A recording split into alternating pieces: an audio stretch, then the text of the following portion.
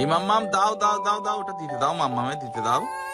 দেখেছো, খুব দুষ্ট মেয়েটা, খুব দুষ্ট বাচ্চা এটা আছে না। ওরকম করতে নেই, মাম্মামকে হেল্প করতে হয়, দিতে দাও। উলে বাবালে উলে বাবালে উলে উলে উলে উলে। মাম্মাম নাকটা বন্ধ হয়ে যাচ্ছে সকাল সকাল।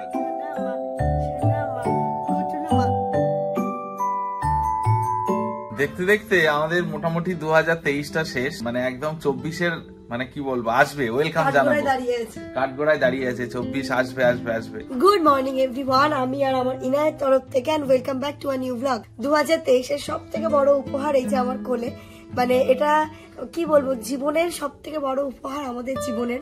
এটা আমরা 2023-এ পেয়েছি, 2023-টা কখনোই ভুলতে পারবো না।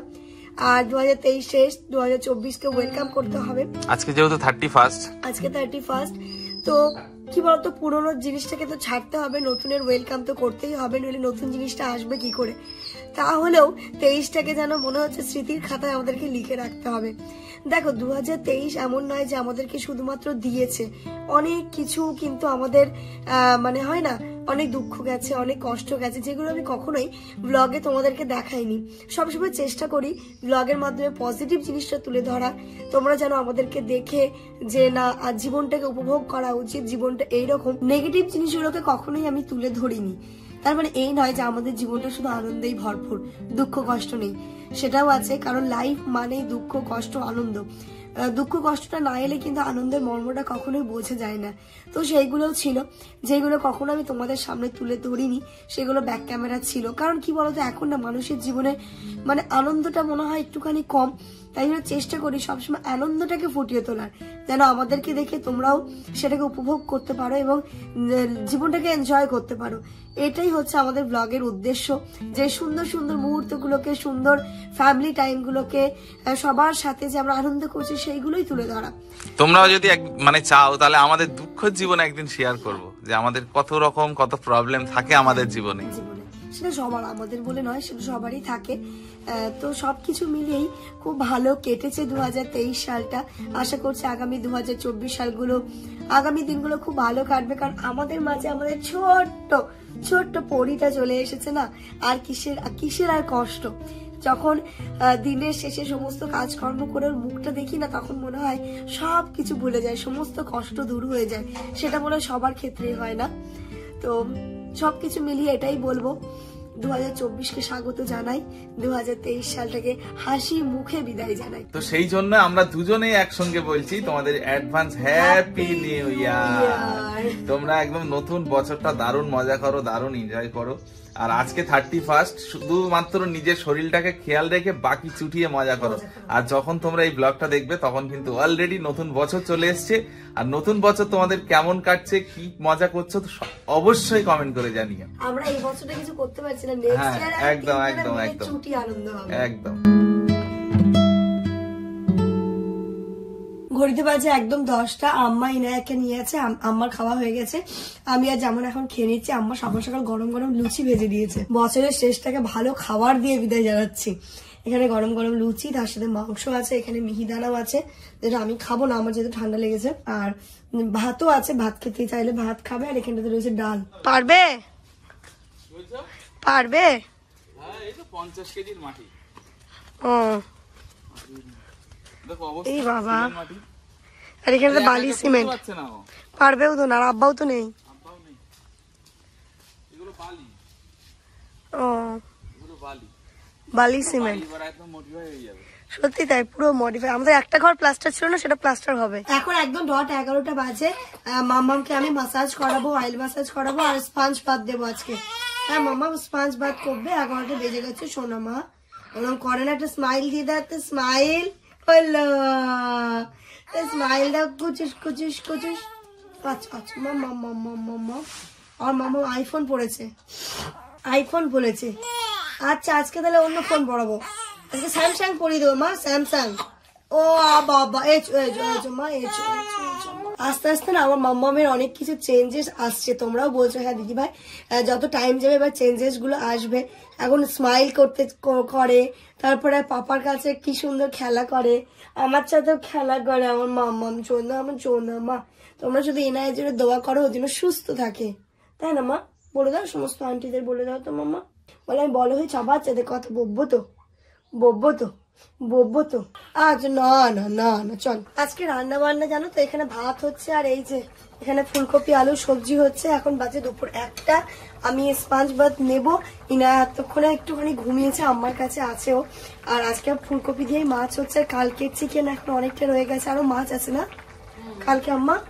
মাছ আছে কালকের, অনেকটা করে রান্না হয়েছিল, জানতো না যে চলে যাবে, মানে ওরকম প্ল্যানিং ছিল না। তো সন্ধ্যাবেলা বেরিয়ে গেছে যেহেতু আপনারা, তাই অনেকটা কিছু ছিলই, মাংস মাছ তো সবকিছু আছে। আর আজকে শুধু ফুলকপি মাছ হচ্ছে। জামান যাবে আজকে বারাসাত, ওর জন্য স্পেশালি হচ্ছে, ওই জন্য এটা নিয়ে যেতে পারে, রাতে রান্না বান্না না করতে হয়। আর এ দেখো দাদিমার কোলে এখন ভালোই ঘুম দিচ্ছে। অ্যাকচুয়ালি ব্যাপার হচ্ছে আজকে বারাসাতে যাওয়ার রিজন হচ্ছে মামামের নিয়ে তো ধরো 4 তারিখ বা 5 তারিখ আমরা চলে যাব। তো আজকে বারাসাতে যেতেই হবে, এই কারণেই ঘরটার অবস্থা খুবই খারাপ জানো। এখন বাচ্চাকে নিয়ে ওখানে গিয়ে মানে ডিরেক্ট নিয়ে গিয়ে সবকিছু করাটা এটা পসিবল নয়। তো আজকে আমি যাব ওখানে, গিয়ে ঘর বাড়িগুলো একটু সেটিং করে চলে আসবো। কালকে আপা এসে ভালো করে মুছে টুছে দিয়ে যাবে। ফোন করে বললে? হ্যাঁ বলে দিয়েছি। আর এদিকে এখন ব্লগের কাজও দেখো 35% হয়ে গেছে, আর বাকিটা এক্ষুনি হয়ে যাবে। সব আমি বেরোলাম। আচ্ছা এখন ঘড়িতে বাজে পুরো 1:30। আর প্রতিদিনের নাই তোমরা জানোই যে 1:30টার সময় আমাদের ব্লগ পাবলিশ হয়, কিন্তু এখন যদি ব্লগটা আমি আপলোডে বাড়ি থেকে বসাই তাহলে আজকে তোমাদের ব্লগ দেখা হবে না। সুতরাং এখন কাঠিয়াট যাচ্ছি, গিয়ে কাজটাকে তাড়াতাড়ি করে আসি। এই যে এখানে ব্লগ আপলোড হয়ে গেছে, এবার বাড়ি চলে যাব। সব কাজ তো কমপ্লিট হয়ে গেছে। সাথী একটা জিনিস নিতে বলেছিল, জানি না সেই দোকানটা খোলা পাবো কিনা। দে ভাই শাটার নামিয়ে দে। আমার জিনিসগুলো কই? জিনিস আনবো, সে দোকান বন্ধ হয়ে গেছে, পরের দিন গিয়ে নিয়ে আসবো। কিন্তু এনে দেবেই আমাকে? একদম, ওটাই এনে দেবো। না এনে দিলে কিন্তু মুশকিল হয়ে যাবে তোমার চলাফেরা। গুড আফটারনুন এভরিওয়ান, বসেছি খেতে। এখানটাতে আজকে রান্না ভাত, কালকের মাছের ঝোল, এখানে চিকেন, আর আম্মা এখন করলো ফুলকপি আলু মাছ। এইসব খেয়ে দিয়ে আজকে আমি ভাবছি আজকে রাতটা কিভাবে কাটাবো। আজকে ফার্স্ট টাইম জামানকে ছাড়া আমি ইনায় থাকবো না। আব্বা আম্মা তো আছে, আম্মা থাকবে, অসুবিধা কিছুই হবে না।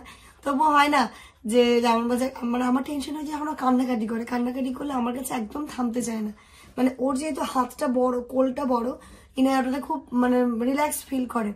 তাই ভাবছি রাতে কি হবে, আজকে যাবে কালকে চলে আসবে, ওসব ম্যানেজ করে নেবো নাকি। একদম শিখতে তো হবেই। ঘড়িতে এখন পুরো 7:15 বাজে।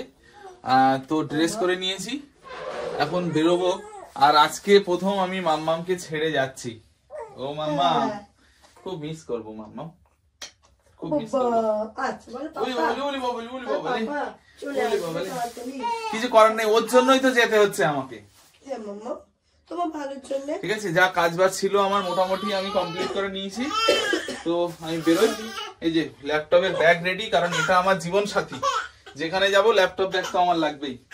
এই মাম্মা ঘুম থেকে উঠেছে, ও খাবে।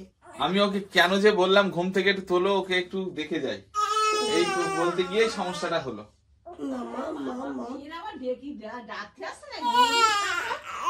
না ও খাবে, অনেকক্ষণ খাইনি। ওলে বাবালি, ওলে বাবালি, ও বাবা। মাম্মা টাটা। হ্যাঁ মা খাবে, খাবে খাবে মা, খাবে খাবে। এই মাম্মা, হ্যাঁ ওকে খেতে দাও, খেতে দাও, টাটা টাটা। ওলে বাবা, আমি যাওয়ার সময় কি কান্না দেখে যাবো নাকি? আম্মা আম্মা আমি বেরোলাম। সামনের বারান্দার লাইটটা জ্বালিয়ে দিলে না তো। সাথী আমি এলাম। বসিরহাট টাউনটাও কিন্তু কোনো অংশে কম নেই, আজকে 31 ভালোই হচ্ছে।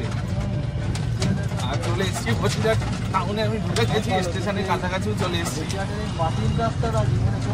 এই রাস্তাটা তো প্রচুর খারাপ, মানে কোনোদিনই এটা ভালো হয় না, তাই তো? বাবা আজকে টোটোতে আমি একা আছি তো, মানে পুরো মানে কাটিয়ে দিচ্ছে পুরো। এখনো টাইম আছে, ট্রেনের টাইম, কিন্তু এই রাস্তাটা তো ভালোই হয়। ট্রেন টাইম 10 মিনিট বাকি আছে এখন। একটা 12-7 দিন না।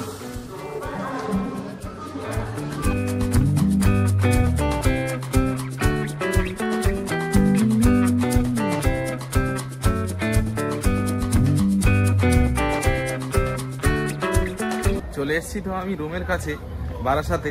আজকে বারাসাতে মানে সব জায়গায় পুরো একদম রমারাম ব্যাপার চলছে। সব জায়গায় দেখেও বেশ ভালো লাগছে, সবাই বেশ দারুণ পিকনিক টিকনিক করছে। এখন আমি তো ঘরে চলে এসেছি, জানি না ঘরের অবস্থা কি। তো চলো ভিতরে যাই, তারপর তোমাদের সঙ্গে শেয়ার করব। ও বাবা, ও বাপরে বাপ, কতদিন পরে মনে হচ্ছে ঘরটাতে ঢুকলাম। বলছে আমার এই ঘরে কিছু হোক না, টিকটিকের পটি তো প্রচুর হবে। আমি শুধু সেটাই ভাবছি যে কোথায় কোথায় না আর মানে টিকটিকের পটি নেই এখন। আমি এই জন্যই আগে আসলাম, কারণ ইনু আসার আগে আমি ঘরটা পুরো সুন্দর করে ক্লিন করতে একদম সুন্দর করে যাব একদম। এই যে তোমরা একবার দেখে নাও ঘরের অবস্থাটা পুরো। এবার যাই, চলো ঘরগুলো আগে দেখি।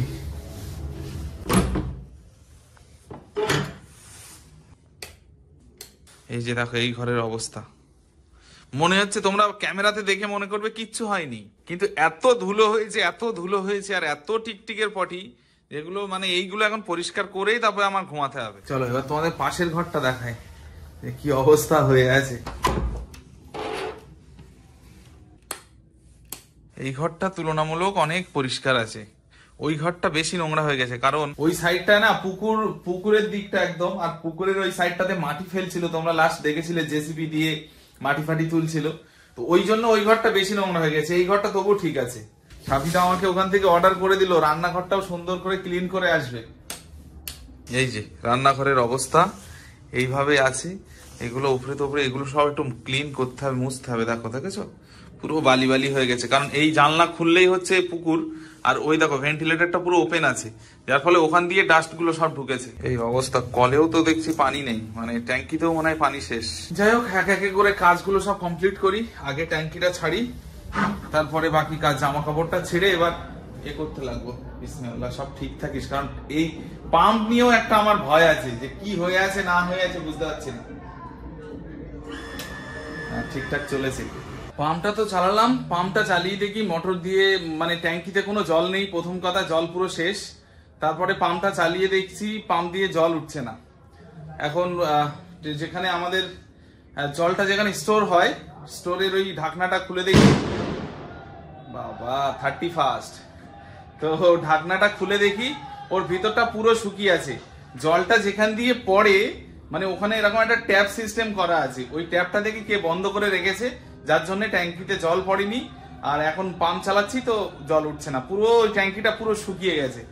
কাল সকালবেলা জল আসবে, তারপরে মানে রিজার্ভার যেটা আছে ওখানে ভরবে, তারপরে পাম্প চালালে তবে উঠবে। আগে কি করব, এই ড্রেসটা চেঞ্জ করার ছিল, কিন্তু ড্রেসটা চেঞ্জ করলাম না। এই কারণেই স্বামীর ভাই এক্ষুনি ফোন করেছিল, ফোন করে বললো ভাই একটু বাইরের দিকে যেতে হবে।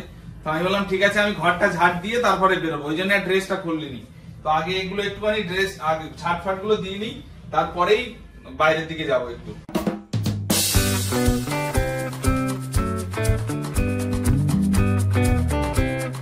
অ্যাকচুয়াল ব্যাপার হয়েছে কি, স্বামীর ভাই আমাকে ফোন করেছিল এমনি যে আমি কবে আসবো, সেই জন্যই হঠাৎ ফোন করেছে। ঠিক আমি যখন ঘরে ঢুকেছি তখন ফোন করেই বলছে ভাই কোথায়। আমি বললাম এই তো আমি বারাসাতে এসেছি। ওনা লাফিয়ে উঠেছি, কি বারাসাতে এসছো তুমি?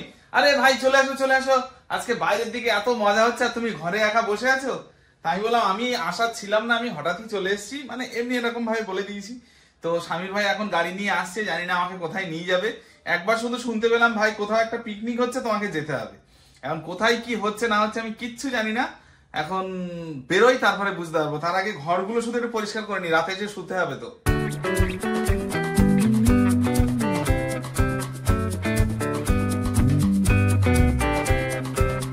যাই হোক, ঘর বাড়ি পরিষ্কার হয়ে গেছে, আর এখন একটু যাই বাইরের দিক দিয়ে একটু ঘুরে আসি। আসলে আমি মানে এরকম কোনো প্ল্যানই করে আসিনি, মানে সাডেনলি প্ল্যান হয়ে গেছে, না চাইতেই বৃষ্টি এরকম অবস্থা। তো যাই দেখি কোথায় নিয়ে যায়, সম্ভবত কোথাও একটা পিকনিক হচ্ছে সেখানে নিয়ে যাবে। তো যাই, মজা হবে বেশ। এই যে গাড়িতে উঠে গেছি, আর এই স্বামীর ভাই, যে স্বামীর ভাইয়ের জন্য আমার এখন আসতে হলো। তুমি এসছো তো আমি জানি না, আগে ফোন করবে তুমি একবার। আরে বাবা, আমি মানে আমার আসারই ছিল না, কিন্তু হঠাৎ ওই ঘর বাড়ি গুলো বললাম না বাচ্চা নিয়ে যাও তো আসবো। এখানে তোমরা কোথায় পিকনিক স্পট বুক করেছো? আরে পিকনিক স্পটে চলে এসেছি, তো দারুণ পরিবেশ তো। হ্যাঁ, তো আমরা পিকনিক স্পটে পৌঁছে গেছি। পিকনিক স্পটটা ছিল একটা বাগান বাড়ি, তো আমি ভাবিনি যে এতটা মজা হবে, খুব ভালো লেগেছে এখানে, দারুণ। ওই যে দেখো ধোঁয়া উঠছে, রান্না বান্না হচ্ছে। তো যাই হোক, আমি লাস্টের দিকে গিয়ে অংশগ্রহণ করলাম। এখানে দেখো সবাই নাচানাচি করছে, মানে এত মজা হয়েছে। সত্যি বলছি আমি ভাবতেই পারিনি যে ওখানে গিয়ে এত মজা হবে, এবং ওখানে যারা ছিল সবাই খুব ভালো, মানে আমার চেনা জানাও ছিল এবং আননোনও ছিল, তো সবাই এত ফ্রেন্ডলি হয়ে গেছে সাথে সাথে। তো আশা করছি তোমাদেরও খুব ভালোভাবে কেটেছে। তো চলো আজকের মতো ব্লগটা এখানেই এন্ড করছি। তোমাদের এগেন হ্যাপি নিউ ইয়ার।